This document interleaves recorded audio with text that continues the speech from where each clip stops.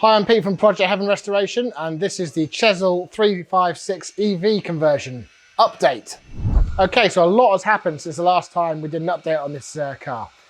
We've got all of the interiors in and finished, with the exception of the two headrests and the front of the dashboard, but the carpets are done, the seats are in, it's looking really fantastic. The colour combination is really cool.